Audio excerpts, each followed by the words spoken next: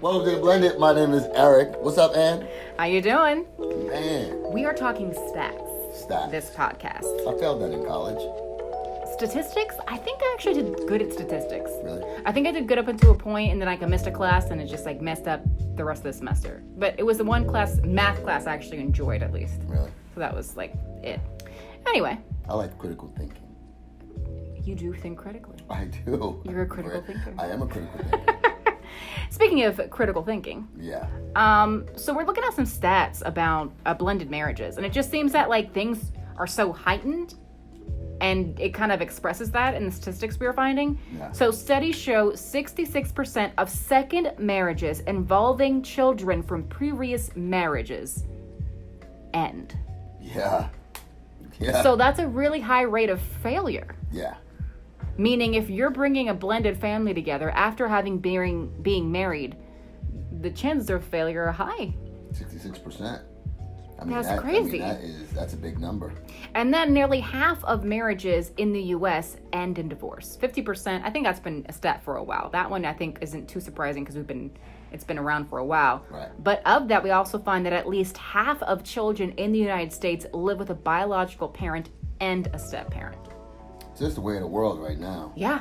The way of the world. It's not back in the day where my parents been together for they're going on 55 years. Yeah, my grandparents, I think they just celebrated their 60th or 65th anniversary. Somewhere around there. They've been together a very long time. Yeah, that's a very long time. Yeah. You don't really see that today. The trend tells us you don't see that. Right, The trend, right. The trend is, Yeah. yeah. And if you had to talk about that 66%, obviously you're not in the 66%. Nope. I always tell my wife, I come from good stock, woman. Yeah, you're in Let that. me just tell you right now, my daddy and mama together 55 years, and that's what we're gonna do. Yeah, you're in that 34% of success rate. Yeah. We're gonna be in that success rate as long as you keep acting right. Oh, Lord. Okay, so tell me, do you see why that failure rate is so high? Yeah, of course. What? Men and women get together. They look into each other's eyes and they're like, I love you too. Mm-hmm. They lay down together and they're like, this is fun too. Right. All right, everything is good. We communicate effectively. We do everything great. We go on trips great. And then comes Bobby. Bobby and Amy. Little Bobby and Amy. Little Bobby and little Amy. And Bobby is probably like 9, going on 10. Amy's a solid 13. A solid 13. Always making her the terror.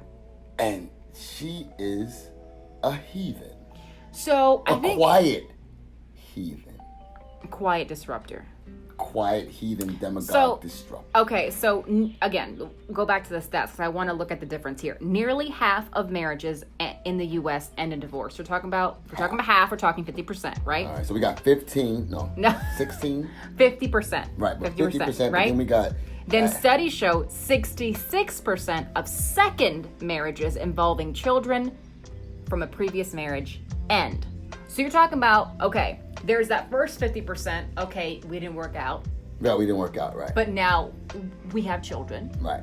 And now I'm going to move on with my life.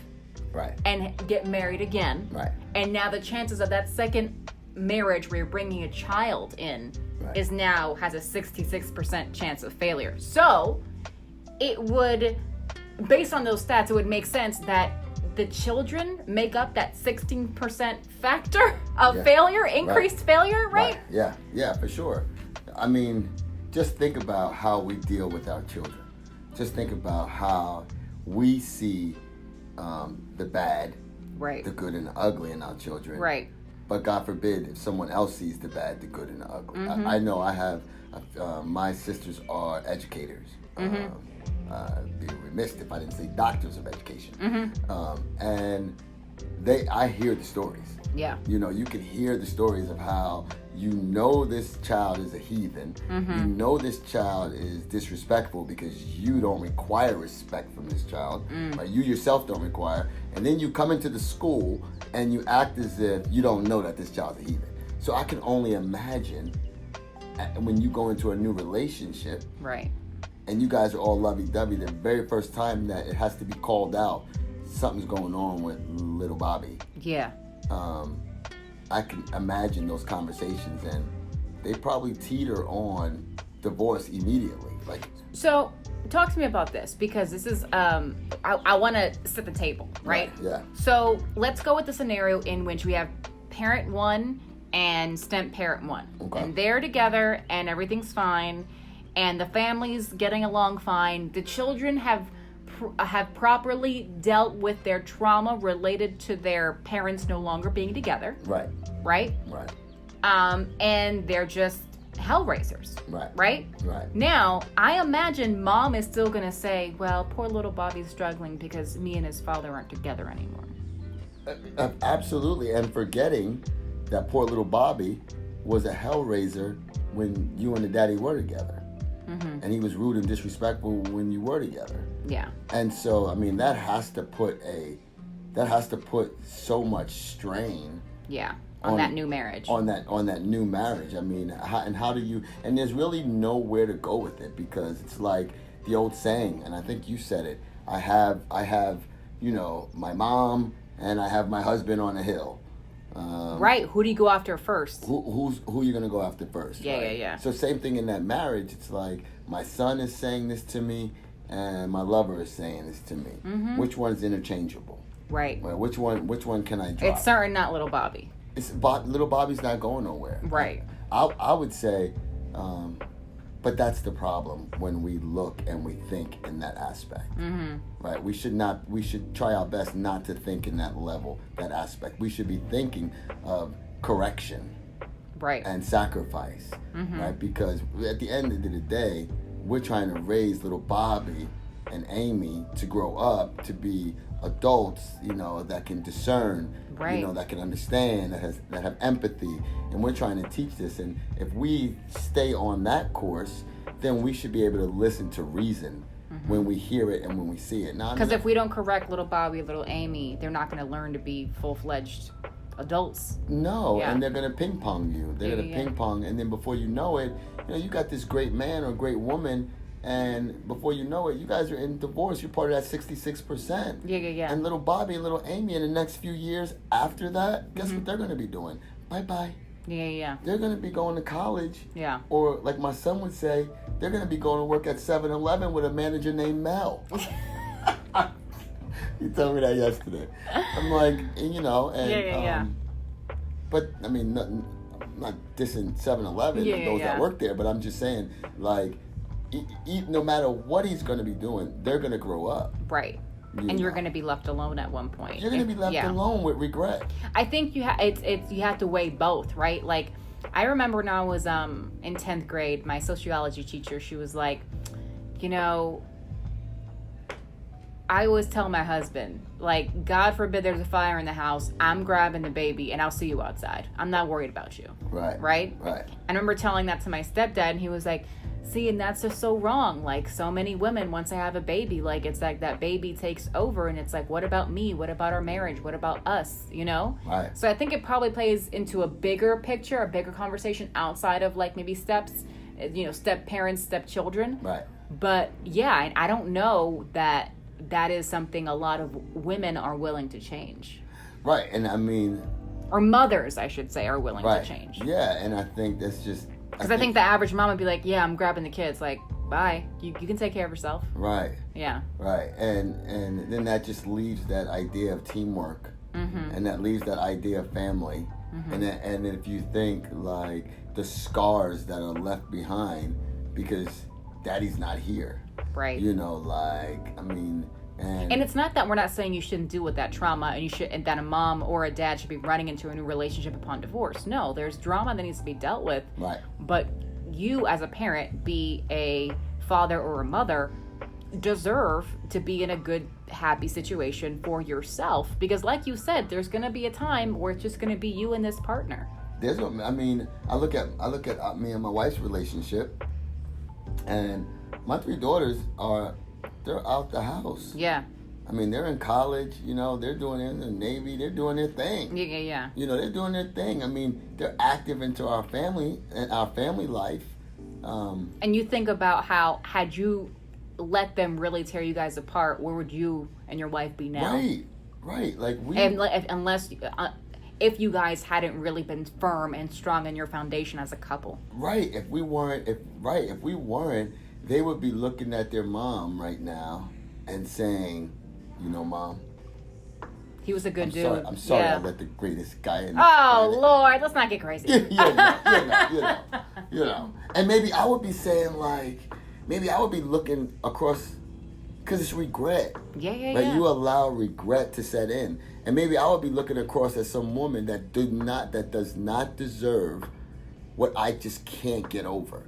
And that's the fact that I had a great woman, and I allowed for a moment of time the foolishness of young people take it over. Right. Maybe I would be saying, I know I would be like, yo. I may have missed out on the great love of my life because I just stand firm and hold on tight and figure it out. Yeah, and then ride the wave. Ride the wave. Yeah. And so now, you know, you're sitting there and now you're lonely and you have this woman. And that's most likely, again, where some of those divorces might come in. Yeah. Right? Because now you're sitting in this situation and you're like, dang, man, I can't even get, and that's not, and just to compound that, and I don't know it to be a true study, but it just makes sense to me that if you jump from one relationship to another, there's traumas and dramas. Right. That you did not get over.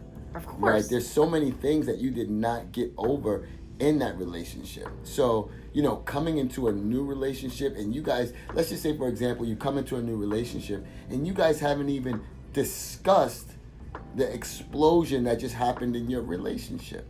I mean, you didn't hate everything about her or him. Right? Right? I mean, whether we want to feel that or not, but you didn't absolutely, I mean, some people, you know, but the bigger percentage of divorces are not because you absolutely hate everything about this person. Right. There's just one particular thing that's probably a deal breaker that you can't get over. Right. We can't agree. We can't on the same page in this one thing. Right. And now we're always talking about blended families. Everything's above board. Like, you took the time as a mother or a father to truly deal with your children's trauma of divorce or ending relationships or whatever, right? That's dealt with. You've dealt with your own trauma, you know, grieved divorce, grieved relationship, whatever the case may be. Right. And now everyone's on solid footing and moving forward. Right. That's a situation we're always talking about. You've now met someone, you've properly vetted them, their intentions for you and with your children. Right. And still, regardless of how everyone's mental health is and how great it might be, there's still going to be a lot of issues because, again, blended families are just so fraught with issues, you know? It's not going to be easy. Right. And like we talked about this earlier too, let's say everything is peachy keen. It doesn't mean that that little Bobby and Amy aren't going to want in their heart of hearts mom and dad to still be together and that be their perfect scenario. Right. I mean, that's natural. Yeah, that is natural, and that just lets you know because you're an adult and you've gotten over whoever. Right. But you've had the fuel and the fire, the life experience, right? Or just the fuel within that relationship to be like, say, I'm out. I'm out. Yeah. But the kids don't have that. All they know is their happiness is broken. Yeah, they don't have that fuel, and now they're part of that group that has to say, like, for example, me, I'm not part of that group. I'm not part of the group because my mom and dad are together, right? And that's all I ever know. Right, that's your norm. Right, yeah. Me and my mom and dad, we train 2 days a week on Zoom. I see my mom and like I seen them when I was a baby, and I still see them every day. Yeah. And sometimes when our family was going through, like every other family goes through some traumas and dramas. I think there was times that we didn't completely appreciate that we're not part of that group. Right, because it's your norm and you take it for granted. You take it for granted. You have your mom and your dad. Right. And so when I look at my scenario with my girls, I'm thinking, you know, one of the things that I've learned over this podcast is, man, there was traumas and dramas there that I ignored. You know what I mean? Just thinking about the breakup. Right. And thinking about their norm is not normal no more. No, even if it was a dysfunctional norm. Right. Even if it was, let's just say he didn't play a role, or he didn't do this, or dare I say my wife didn't, but I know she did because she's perfect, right, boo boo? But you know, like, even if I say, no matter what, they had a mama and a father. Right, previous to you. Previous to me. And so now, like we talked about, looking at it now, right, I would have to ask myself the question, man, do you want your mama and your daddy back? Right. Even if, no matter how good I am, no matter how much endearing I've become to you, is that norm that important? Right. You know, is that the norm of having your biological parents together, is that more important than you having a happy home in a blended family? Right.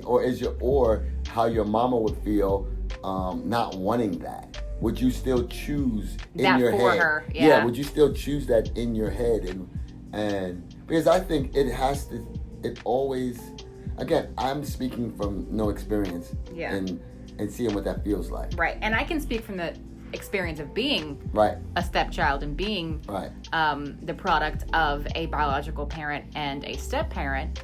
And I would not reverse course. I would not go back and say I wish my parents had stayed together, because first of all, I didn't even know them together. My parents got divorced when I was 3, so I don't even remember them together. So there's a part of me that can't speak to that, but I still in my head, you know, don't wish I came from a situation in which my parents were together, because I know what it is to have my mother and my stepfather together, and that is a beautiful relationship that I would never want to take back just so I can say that my biological parents stayed together. Right. You know? Yeah. And I think, like I said, I can't speak to it because my mom and dad been together all these years, and I couldn't imagine them. I couldn't imagine being, you know, a teen and them. My mom saying, "This is Mr. Eric." Right. Yeah. That's crazy. Right. Like Waladini City, most likely. You know. Well, I think the takeaway here is we always talk about the minutia. We always talk about like the day in, day out, what you're going to experience being a step parent in a blended family.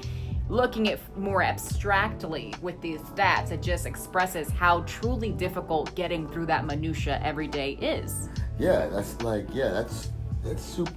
Like, that's no joke. You know, I would, one of the things I would say is, Mom, Dad, know if you got a heathen.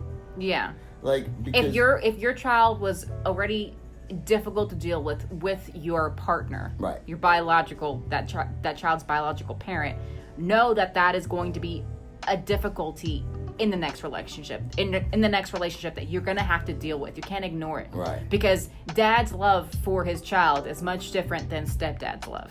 Yeah. Especially at the beginning when everyone's getting to know each other and just trying to be cordial and just going to get along and make trying to live above board. Right. But when the rubber meets the road, you're going to have to make a decision. Deal with my child. Right. No, again, we're hoping that it's not trauma related to a divorce that can last for a long time. Understandable. But we're talking about basics of respect, foundations that any child should have. Right.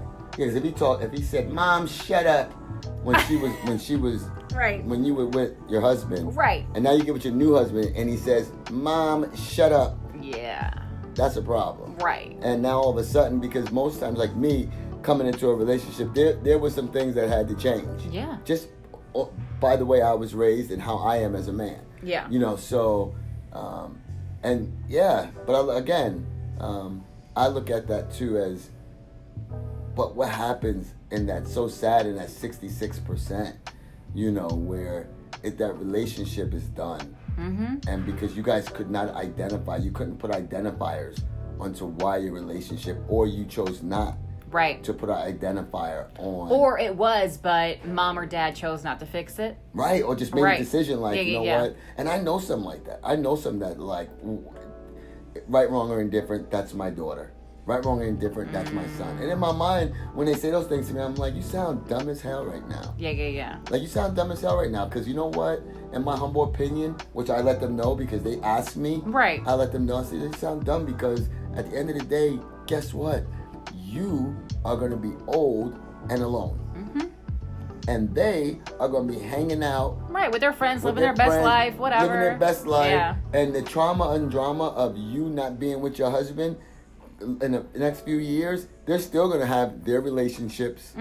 Their lives don't change. No, not in that. Whether or not you stay with your partner, little Bobby and little Amy are gonna grow up the same way either way. Yeah, they're gonna grow up. Grow. Granted, again, deal with the trauma of divorce. It Right. is something that needs to be dealt with. Yeah. But outside of that, in terms of just raising a child, yeah, they're gonna grow up and go to high school and have friends and make dumb decisions and make smart decisions and then Yeah. graduate and go to college. Yeah. Like the destination, they're still gonna grow up and become their own people. Right. So what's gonna become of you outside of that child? Right, what's going to become of you? Because they're going to look at you, and when you say something to them and say, like, why would you, you know, it was you are the reason that gorgeous, godly man, Eric, is not with me no more. You're the reason. They're going to look and say, first of all, I don't even remember that, Mom. Yeah, first of all, I don't remember. Two, I was a kid. Why didn't you correct me? Yeah, I was a kid. I tell it to my parents all the time. They always tell me a story. We went when I was like 16. I'm 8 years older than my brother, so he was 8.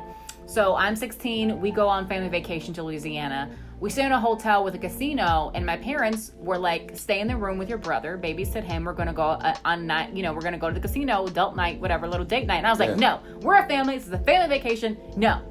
And they didn't go. And I remember thinking, who the hell was I to request that? And why the hell did you listen to me? Yeah. And you're like, I don't know. I guess you made us feel bad because it was a family vacation. No. Tell my dumbass 16-year-old self to shut up. Why did you listen to me? Like, that's crazy. Yeah. But you know what's so funny? There's certain things that we parents do. Let me give you an example. Quick one. So I'm at Publix the other day, and I don't drink alcohol. Yeah. So I'm at Publix the other day, and they have these non-alcoholic Heinekens, which I enjoy. Yeah. My daughter's savvy for some reason. She's 8. She's like, Dad, I don't like it. Don't ask me why. She's associated with alcohol or something bad or yeah. But she's 8. She's never seen nothing bad Right, with alcohol. right. She just associates it. I may tell her alcohol's poison. Right. So I guess she does associate with that. Alcohol, I may say alcohol is poison. Yeah. Right? So she says, so we're coming back from somewhere, and I said, you know what? I think I'm gonna get a 6-pack. Yeah. Right? So she's always with me on my hip. So we go to the cooler, and as soon as we turn down the aisle, she's looking around. I can see her little mind going, what's going on here? What are you What's that about to do? Yeah, what's that about to do? What is that? So I say, I opened the refrigerator up, the cooler, and she said, Dad, what are you getting? And I said, I'm getting the non-alcoholic Heineken. And she goes, I mean, Dad, she says, I mean, Dad, I don't mind when we go. I don't mind. I don't mind when we go to restaurants and you do it. I mean, I don't like it, but I don't want you to bring it in the house. Oh, word up, yo. That is some funny stuff coming from an 8-year-old. Yo, now I promise my audience, yo, I promise you, I stopped drinking, not because I was some belligerent drunk who wanted to beat up. We did it because we're trying to cleanse our body. I didn't bring beer into the house. I was always crazy dad about that. Right, yeah. Right? You don't want that example for your son. I had a hard day, I'm going to have a drink. You didn't want that example for your son. I didn't want that for him, right? Yeah. So I'm not judging. I just, for my family, and then we said, okay, we're going to stop, right? So she hadn't had no, daddy came home and said, what are you doing, girl? She had no reference. And she just looked at me with the most confident voice and said, I don't like that. You can have it in the restaurant, but I don't like when you bring it home. How funny. And you know what I did? You didn't get it. I shut the refrigerator, went up to the counter, giggled, told my wife looked at me like I was crazy. Yeah. Kind of giggled. So just to kind of, we parents sometimes make these decisions that we may fit into the bubble of whatever is going to help your conscience, or I don't know, your psyche. Yeah. Like whatever. I'm gonna do this because I think it's what my child thinks is best. And obviously, in both the situations we presented, nothing bad was happening. Right. But I think even in just saying, no, this is family vacation, my parents could have said in their heads, oh yeah, she's right. We're all here as a family. We're not here as like a couple by ourselves. Or what you perceive. Right. And right, perception right, right. is big. Yeah. And so what you perceive in a moment. Now, there's other times when your parents say, if you don't go sit your butt Right, down. exactly. There's plenty of times. Plenty of times. Plenty of times. And then that one time, it's just like, all right. yeah, Yeah. we're going to concede to that. Yeah, just yeah. because of perception and Yeah, what yeah. you might take out of this Right. vacation. Yeah. And that's what I took for Sevi. I took that for Sevi, like, okay, you know. How interesting. Yeah, it was very interesting. So, you know, like being a blended family and raising kids Yeah. is something that's no joke, and it's not for the ill-hearted. So you got to make sure, like, you try your best. And I always say try your best because we're all imperfect. We all have relationships. Right. We all go in with our heart. We all go in with our mind. We all go into these relationships for different reasons. We have different backgrounds. But at the end of the day, make sure if you know Bobby or Aiden is a heathen. You know what I'm saying? Yeah. Like, make sure you know so you can handle it when you need to handle it, you know? And that's the blended, baby.